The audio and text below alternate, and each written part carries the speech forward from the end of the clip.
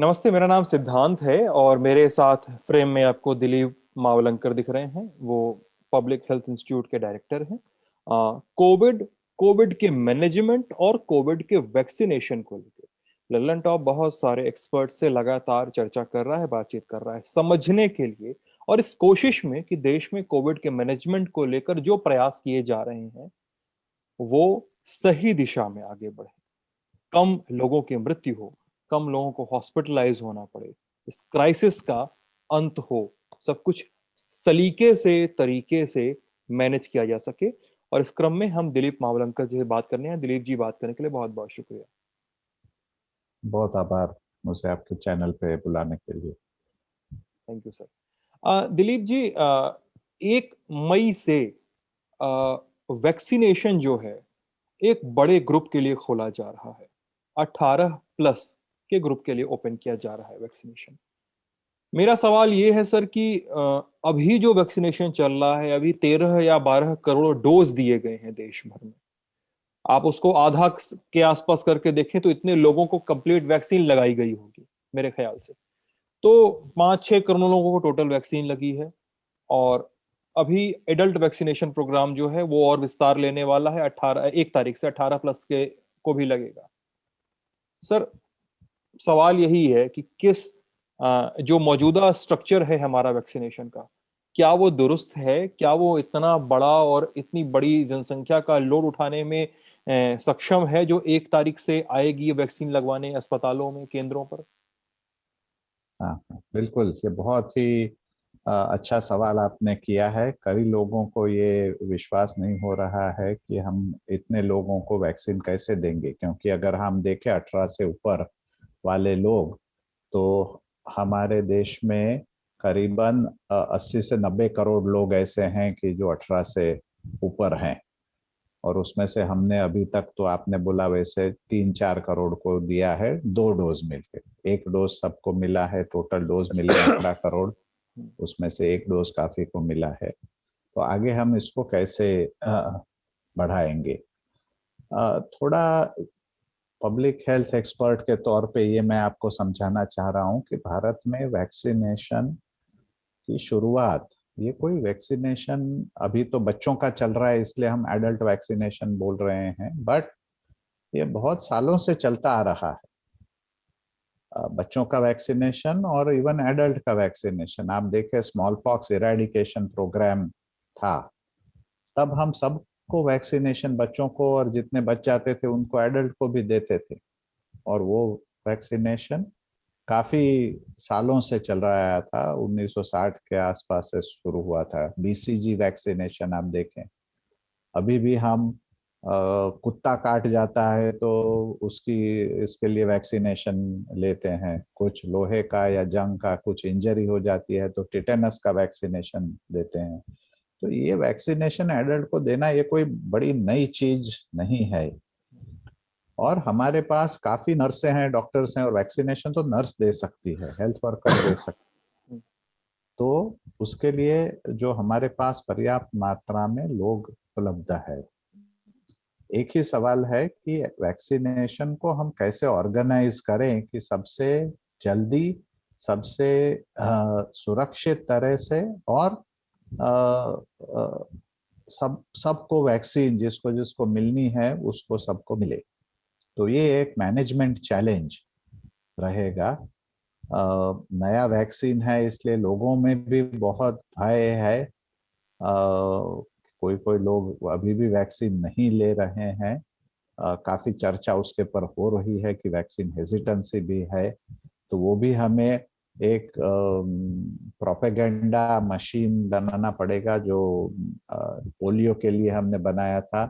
Polio की तो oral vaccine थी, फिर भी हमने बनाया और लोगों को समझाया कि ये 2 बूंद देने से आपको पोलियो नहीं होगा, जान बच जाएगी। तो वैसे ही इसमें भी हमें काफी एफर्ट लगाना पड़ेगा। दूसरा इसमें एक पहलू यह है कि इतना वैक्सीन आएगा कहाँ से, बिकॉज आज के जो वैक्सीन प्रोड्यूसर्स हैं उनकी कैपेसिटी 7-8 करोड़ के आसपास की कैपेसिटी है पर मंथ बेसिस पे। हमें चाहिए 180 करोड़। 75 मिलियन उन्होंने बताया था। हाँ। हाँ हाँ, 75 मिलियन तो 7.5 करोड़ हुई। जी मैंने आपको बताया 80 से 90 करोड़ हमारी आबादी है, हर एक को डोज लगेंगे तो 160 से 180 करोड़ डोज हमें लगेंगे। तो ये कैपेसिटी एक तो बहुत बढ़ानी पड़ेगी। इसके लिए अभी तीसरे वैक्सीन को भी परमिशन दिया है, स्पुतनिक, और आगे जाके उन्होंने ये भी अनाउंस किया है कि जैसे जैसे नए वैक्सीन जो अमेरिका यूरोप में अप्रूव्ड हैं, WHO के रिकमेंडेड हैं, तो वो अगर आएंगे अप्लाई करेंगे तो 3 दिन में हमें उनको जवाब देना है, जवाब दे देंगे कि ले उनको अप्रूव करेंगे कि नहीं, और उनको ओपन मार्केट में हम डालेंगे, अवेलेबल कराएंगे, क्योंकि वो ज़्यादा महंगे हो सकते हैं। उसकी जो टेम्परेचर रिक्वायरमेंट है मॉडर्ना और फाइजर की, वो -70 -20 डिग्रीज है, तो वो सब करना थोड़ा मुश्किल है। तो ये जो अभी स्टेप्स लिए हैं बहुत ही अच्छे लिए हैं, बहुत ही करेक्ट डायरेक्शन में लिए हुए हैं, और उससे हमें वैक्सीन प्रोग्राम में काफ़ी नए वैक्सीन अवेलेबल बनेंगे। बट मेरा एक ही मानना है कि पिछले साल जून जुलाई में ये वैक्सीन के कैंडिडेट्स तैयार हो रहे थे, मे बी अगस्त में तैयार हुए, तो अगर तब ही से हम प्लान कर देते कि जैसे जैसे वर्ल्ड में अप्रूवल मिलेगा तैसे तैसे हम उनको इंडिया में अप्रूवल देंगे, तो वर्ल्ड में कई जगह में दिसंबर में अप्रूवल मिल गया था ये वैक्सीन प्रोड्यूसर्स को, मॉडर्ना, फाइजर, इन लोगों को। तो अगर उसी टाइम हमने पहले से प्लान किया होता तो हम जो आज कर रहे हैं वो उस टाइम करते तो शायद हमें जल्दी से वैक्सीन मिलते। दूसरा, वैक्सीन की ओवरऑल ग्लोबल डिमांड आप देखें तो हमको मिलेंगे नहीं मिलेंगे, वो हमें क्या प्राइस से देंगे, वो सब इश्यूज अभी सॉल्व करने हैं।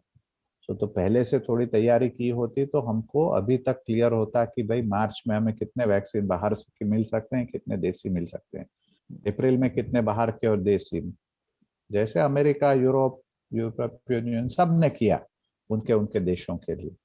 तो वो एक हमें पहले थोड़ा करना चाहिए था। अभी जो मैनेजमेंट चैलेंजेस हैं उसमें मेन है कि उसको डिस्ट्रीब्यूट करना, उसको जुडिशियसली यूज करना, वेस्टेज मिनिमम हो, मिनिमम उसका डाइवर्शन हो, कोल्ड चेन जो है -2 to 8 डिग्री उसका मेंटेनेंस हो, ठीक से वो वैक्सीन दिया जाए, बिकॉज अगर गलत तरीके से दिया जाए उसकी इफेक्टिवनेस इतनी नहीं आएगी। तो वो सब इश्यूज हैं, उसके फॉलो अप का इशू भी है। तो ये पूरा हमें देखना है। और अभी उन्होंने जो किया है कि 50% प्रोडक्शन जो होगा वो वैक्सीन का वो गवर्नमेंट ऑफ इंडिया प्रोक्योर करेगी, और 50% कंपनी बिक्री कर सकती है प्राइवेट ऑर्गेनाइजेशंस, हॉस्पिटल्स, कंपनीज को, और उसमें से भी स्टेट गवर्नमेंट भी ले सकता है। तो एक ये नई ओपन पॉलिसी निकाली है। अभी तक 100% वैक्सीन सेंट्रल गवर्नमेंट को ही लेनी थी, तो ये चेंज करके उन्होंने 50% ओपन मार्केट और स्टेट गवर्नमेंट लिए, 50% सेंट्रल गवर्नमेंट लिए। तो ये भी एक अच्छी शुरुआत है। स्टेट गवर्नमेंट अगर खरीदेगा तो स्टेट गवर्नमेंट डिसाइड कर सकता है किसको देना है। सेंट्रल गवर्नमेंट जो खरीदेगा वो 45 साल के ऊपर के लोगों को देगा, सो वो की प्रायोरिटी क्लियर है। तो ये एक अच्छी बात है कि उन्होंने स्टेट गवर्नमेंट को भी फ्रीडम दी है। प्राइवेट कंपनीज भी, काफी कंपनियों ने लिखा है कि भाई हमें हमारे एम्प्लॉयज को देना है तो हमें भी वैक्सीन दो। तो ये काफी शुरुआत अच्छी हुई है। उससे ये भी होगा कि वैक्सीन मैन्युफैक्चरर्स ज्यादा पैसा कमा सकेंगे, तो वो ज्यादा उसकी कैपेसिटी भी बढ़ा सकेंगे, और गवर्नमेंट भी उनको कैपेसिटी बढ़ाने के लिए हेल्प करेगी। तो अभी जो 7.5 करोड़ कैपेसिटी आपने बताई पर मंथ वैक्सीन डोजेस की, तो उसको हमें 10, 15, 20 करोड़ तक अगर ले जा सकते हैं तो वो देखना चाहिए, सब मिला के, लोकल देशी वैक्सीन और इंपोर्टेड वैक्सीन, तब जाके कहीं हमें 80-90 करोड़ लोगों को हम वैक्सीन दे पाएंगे एक साल में। सर, जैसे आपने कहा कि 80-90 करोड़ लोगों को एक साल में दे पाएंगे, और मैं एक अभी स्टैटिस्टिशियन से बात कर रहा था, तो उन्होंने कहा कि अगर एकदम रोबस्ट और एकदम मुस्तैद किस्म का हमारा अगर वैक्सीनेशन प्रोग्राम चलता है तो हमें 1 मई से लगायत कम से कम 3 महीने लगेंगे कि हम 50 करोड़ लोगों को वैक्सीन के दोनों डोज दे सकते हैं, अगर बिना फ्लॉलेसली चलता है, बिना किसी दिक्कत के वैक्सीनेशन प्रोग्राम चलता है। वो अभी ये कह रहे थे। मेरा सवाल ये है कि सर, जो केंद्र सरकार बार बार ये कहती है कि हमने 13 करोड़ डोज दिए, बार बार ये आंकड़ा रखती है हमारे सामने, 11 करोड़ डोज दिए, इतने करोड़ डोज दिए, क्या ये ऐसे आंकड़े हैं जिन पर सरकार सीना अपना ठोक सकती है? मेरा ये सीधा सा सवाल है सर, क्या कि ये आंकड़े इतने संतोषजनक हैं, ये स्पीड इतनी अच्छी है, इसको माना जाए? आप देखो कि भारत में पॉपुलेशन इतनी बड़ी है कि सब चीजों के आंकड़े बड़े होते हैं। अगर आप रॉ नंबर्स देखो, कि पूरे नंबर्स देखो, बट जब आप उसको परसेंटेज में कन्वर्ट करेंगे तो आपको पता चलेगा कि हमारा जो कवरेज है, इतने लोगों 100 लोगों में से हमने अभी 4 या 5% या 6% को वैक्सीन दिया हुआ है। उसमें से 2 डोज तो 2% को ही मिले होंगे। उसके कंपैरिजन में इजराइल ने 100% के आसपास सबको दे दिए हैं। यूके, इंग्लैंड ने मे बी 30% के आसपास दे दिए, अमेरिका ने 20% के आसपास दे दिए, और 20 या 30% के पास। तो परसेंटेज टर्म्स में हमें देखना है कि हम कहाँ पहुंच रहे हैं। हम आंकड़े तो बड़े बता सकते हैं, हमारा देश ही बड़ा है तो कुछ भी लेंगे तो सबसे बड़ा होगा। हम देखेंगे दुनिया में सबसे ज्यादा ब्रेन किसके पास है, तो भी हमारी वस्ती ज्यादा है तो हमारे पास सबसे ज्यादा ब्रेन है। बट हम देखें कि इन्वेंशंस कितने हमारे हुए हैं। ब्रेन वाले लोग खड्डा खोद रहे हैं, मट्टी उठा रहे हैं, कि कुछ साइंटिफिक काम कर रहे हैं, तो वो देखें छोटे छोटे दोस्त ज्यादा कर रहे हैं। सो ये बात कहनी कि हम सबसे बड़े हैं, वो ठीक है, सरकार के लिए उनके एजेंडा में बैठता है, उनका एक तरह से प्रचार होता है। बट अगर हम परसेंटेज में देखें तो हमें पता चलेगा कि बाकी के देश के परसेंटेज में हम कम हैं। दूसरा, पहले 2 महीने जो हमने टाइम लगाए, पहला महीना तो आई कैन अंडरस्टैंड कि भाई नया था, सब सेटल हो रहा था, बट दूसरे महीने से हम एक्सेलरेटर को ज्यादा जोर से दबा सकते थे। वैक्सीन तो पड़ा था, 10 करोड़ डोज तो इनके पास ऑलरेडी दिसंबर में अवेलेबल थे, वो आज जाके कहीं हम इतने महीनों के बाद यूज कर पा रहे हैं। जो सीरम इंस्टीट्यूट ने, वो जिसको बोलते हैं एट रिस्क मैन्युफैक्चरिंग, सो पिछले जुलाई अगस्त से डोज बनाना चालू कर दिया था, जब लाइसेंस भी नहीं मिला था बेचने का, कि अगर नहीं ये सक्सेसफुल होता है तो हम उसको फेंक देंगे। तो रिस्क लेके उन्होंने बनाए हुए थे। तो उसी दिसंबर जनवरी में ही 10 करोड़ डोज खरीद लेने चाहिए थे। जितने 10, 7, 5, हमने 1 करोड़ खरीदे, फिर दूसरे 1 करोड़ खरीदे, फिर 3 करोड़ खरीदे। सो ये भी एक सोचने लायक बात है कि हमारा जो एक दीर्घ दृष्टि बोलते हैं कि आगे जाके क्या करेंगे हम, हमारा अभी टारगेट भी कुछ प्लान नहीं हुआ है। जो बाइडेन ने बताया कि भाई जब मैं प्रेसिडेंट बनूंगा, पहले 100 दिन में मैं 10 मिलियन लोगों को दूंगा, 1 करोड़ को, ऐसे कुछ 100 मिलियन, 10 करोड़ लोगों को, और दूसरे 100, ऐसे उन्होंने प्लान बनाया था। तो हम भी बना सकते थे कि भाई पहले महीने में इतने को देंगे, दूसरे महीने में इतने को, तीसरे महीने में। प्लान सक्सेसफुल हो सकता है, नहीं भी हो सकता है, बट हमारा कोई प्लान ऐसे गवर्नमेंट ने दिया नहीं है कि भाई मार्च तक हम इतने तक पहुंचेंगे, अप्रैल तक इतने तक पहुंचेंगे, मई तक इतने तक पहुंचेंगे, जून तक इतने तक पहुंचेंगे। बजट में हमने सबसे बड़ा प्रोविजन कर दिया 35,000 करोड़ का, बट उसका प्लानिंग भी उतना करना चाहिए। आपने जो परसेंटेज वाली बात कही है, इसी बात को former prime minister Manmohan Singh ने अपने नरेंद्र मोदी को लिखे लेटर में भी कहा था कि एब्सोल्यूट नंबर्स से नहीं, मतलब हमें कितना परसेंट पॉपुलेशन वैक्सीनेटेड हुआ है उससे देखना चाहिए था। उससे देखना चाहिए। इस बात को डॉक्टर हर्षवर्धन, जो केंद्रीय स्वास्थ्य मंत्री हैं, उन्होंने भी बूस्ट किया था। हाँ, ये बात कई एक्सपर्ट्स कहते हैं कि percentage of the vaccinated people should be counted, जिससे हम थोड़ा सा ज्यादा आकलन, प्लानिंग थोड़ा सा ज्यादा रोबस्ट और ज्यादा पक्की किस्म की कर सकते हैं। दिलीप जी, मेरा सवाल ये है कि इसमें कैसे देखा जाए, मतलब ये जो वैक्सीनेशन का स्ट्रक्चर है हमारा, उसमें क्या सुधार की जरूरत है, किस सुधार की जरूरत है, उसको क्या किस तरीके से मोल्ड करना होगा कि ताकि वैक्सीनेशन का जो एक धीमा रेट है, प्रोक्योरमेंट की जो हमारी जो सरकार का जो आलस दिखा वैक्सीन प्रोक्योरमेंट में, इन सब चीजों को वैक्सीनेशन के किस सुधार से हम थोड़ा सा ओवरकम कर सकते हैं? तो इसमें दो चीजें मैं बताना चाहूंगा। एक तो अभी जो सिस्टम है उसको कैसे स्ट्रेंथन किया जा सकता है। हम्म, जो आपने बोला प्रोक्योरमेंट की जो सिस्टम है, हम्म, वो पूरी लंबी सिस्टम होती है गवर्नमेंट प्रोक्योरमेंट की। तो उसमें इमरजेंसी यूज में जो वैक्सीनेशन है तो वो इमरजेंसी प्रोक्योरमेंट करनी चाहिए, and large amount of procurement rather than 1 crore 2 crore 3 crore ऐसे। दूसरा, इमरजेंसी यूज के लिए है तो इमरजेंसी में देनी चाहिए। हम्म, हम सुबह 9 बजे से 5 बजे तक इमरजेंसी डिपार्टमेंट नहीं चलाते हॉस्पिटल के, वो तो 24 घंटे चलाते हैं। तो क्यों ना हम वैक्सीनेशन भी 24 घंटे करते, तो 15 दिन में सब हेल्थ कर्मचारियों का हो जाता।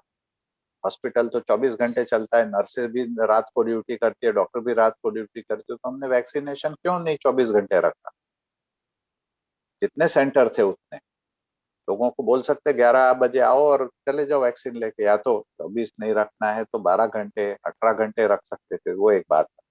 दूसरे, प्राइवेट सेक्टर की बहुत बड़ी कैपेसिटी है, उसमें हम ले जा सकते थे। तीसरा, ये जो हम ऐप बनाए अच्छा है, बट उसको इतना रोबस्ट बनाना चाहिए कि वो बीच बीच में शुरुआत में तो बहुत ब्रेक हो जाता था, वो चलता नहीं था। तो उसके लिए कागज पर रखने का कुछ बना सकते थे कि भाई कागज आपका एक आधार कार्ड ले आओ, उसको कागज पे रख दो और वैक्सीन लेके चले जाओ, बाद में आप डेटा एंट्री करते रहो उसकी।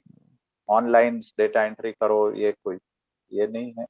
सो पैरेलल सिस्टम्स कर सकते थे, प्राइवेट सेक्टर को इन्वॉल्व कर सकते थे, एनजीओ को इन्वॉल्व कर सकते थे, और लोगों को समझाने का काम साथ साथ में हमें करना पड़ेगा, तो वो कर सकते थे। हम्म, अ, जो साइड इफेक्ट्स वाले हैं और जो सीरियस साइड इफेक्ट है उसके भी रिपोर्ट हमें तुरंत बाहर निकालने चाहिए। हम्म, आज जो आ रहा है यूरोप में ये हो रहा है, उधर हो रहा है, ये हो रहा है, ये सुन के लोग घबरा जाते हैं। हमारे देश से तो कोई रिपोर्ट नहीं आई एडवर्स, सब ठीक है ऐसे बता रहे हैं।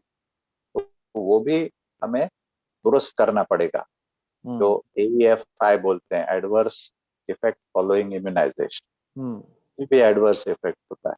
हम्म, तो क्यों हुआ, किस लिए हुआ, 3 दिन में उसका इन्वेस्टिगेशन करके रिपोर्ट बाहर निकले। कोई मर भी गया, उसका भी रिपोर्ट बाहर निकले, और उसके आंकड़े को मूल्यांकन करना चाहिए कि कितने को क्या इफेक्ट हुई और कितने को उसका बेनिफिट हुआ। हम्म, तीसरा, मैं एक बताता हूँ कि ये जो हमने एज वाइज किया कि हम सबसे वल्नरेबल को पहले देंगे, वो ठीक बात है, बट ये भी सोचना चाहिए जहां डिजीज ज्यादा वहां वैक्सीन ज्यादा चाहिए। आप अगर पूरे भारत के वैक्सीनेशन कोविड डिजीज का एनालिसिस करेंगे ज्योग्राफी से, तो हमने डिस्ट्रिक्ट वाइज किया है, बट अभी भी टीवी रेडियो में भी आता है कि 8 या 7 या 10 स्टेट ऐसे हैं जिसमें 80% केसेस और डेथ्स हैं। तो क्यों ना वो 8 7 स्टेट को पहले वैक्सीन दे देते। हम्म, हमने डिस्ट्रिक्ट वाइज किया है, भारत के 740 डिस्ट्रिक्ट है, उसमें से 50 सिर्फ डिस्ट्रिक्ट ऐसे हैं जिसमें 60% कोविड और 60% केसेस हैं। हम्म, तो वो 50 डिस्ट्रिक्ट में पहले से 18 के ऊपर सबको दे देते, हम्म, तो हम उधर वो डिस्ट्रिक्ट में हर्ड इम्यूनिटी अचीव कर लेते। हम्म, आज क्या हो रहा है कि हर एक डिस्ट्रिक्ट में 15-15%, 10-10, 2-2% हम दे रहे हैं, तो उधर हम्म, कहीं भी हर्ड इम्यूनिटी तो आएगी नहीं जब तक हम्म, हम सब 80 करोड़ लोगों को दे देंगे, और उसके लिए तो 2 साल लगेंगे हम्म, जो स्पीड से जा रहा है। हम्म, मेरा एक ये सुझाव था, मैंने दिया भी, लिखा भी है न्यूज़पेपर में, हम्म, कि जहाँ रोग ज्यादा वहाँ वैक्सीनेशन ज्यादा चाहिए, देना चाहिए। जैसे बड़े बड़े शहर है, बम्बई, अहमदाबाद, नागपुर, दिल्ली, जहाँ खूब ज्यादा केसेस हो रहे हैं, तो हम्म, उसको पहले आप 18 से सबको दे दो। हम्म, तो अभी ये 3 महीने गए, उसमें हम हर्ड इम्यूनिटी वो बड़े शहरों में ला सकते थे 10 करोड़ वैक्सीन से, हम्म, तो वो केस कम हो जाते हैं। आज क्या हो रहा है, हम प्रोटेक्ट कर रहे हैं, हम्म, मृत्यु से प्रोटेक्ट कर रहे हैं, बट ट्रांसमिशन तो बढ़ता जा रहा है, सेकंड वेव तो आ ही रही है और ज्यादा ज्यादा बढ़ रही है, क्योंकि हमारा वैक्सीनेशन अभी 5% पर ही पहुंचा है। हम्म, तो वो एक बात कुछ कारण से मैं भी मेरी गलती हो सकती है समझने में, बट एज ए एपिडेमियोलॉजिस्ट ये सोचना चाहिए कि जहाँ डिजीज ज्यादा है वहाँ ज्यादा वैक्सीनेशन करने से वो डिजीज तुरंत कम होती ये बातें, इन बातों को हमें फर्स्ट वेव से भी सीख लेनी चाहिए थी कि फर्स्ट वेव में जहाँ पे ज्यादा कैटास्ट्रोफे थी, जहाँ पे ज्यादा केसेस दिख रहे थे, we should have paid more attention to those state. Maharashtra, Kerala, इन राज्यों में हमें ज्यादा ध्यान देने की जरूरत थी। राजस्थान, तो यहाँ पे केसेस ज्यादा आ रहे थे, हमें ज्यादा अगर रिसोर्सेज पुट करते, ज्यादा वैक्सीन को बढ़ावा देते, ज्यादा वैक्सीनेशन को बढ़ावा देते, तो शायद सेकेंड वेव में हम यहाँ पर एक ज्यादा स्टेबिलिटी देख सकते थे केसेस में। बिल्कुल। तो दिलीप मावलंकर हमारे साथ थे, पब्लिक हेल्थ एक्सपर्ट है। पॉलिसीज क्या होनी चाहिए वैक्सीनेशन को लेकर, क्या स्ट्रक्चर में सुधार किया जा सकता था, क्या किया जा सकता है कि हम ज्यादा से ज्यादा लोगों को बचा सके। चलो, टॉप से बात करने के लिए बहुत बहुत शुक्रिया। आप सभी लोगों का, दर्शकों का भी बहुत बहुत शुक्रिया।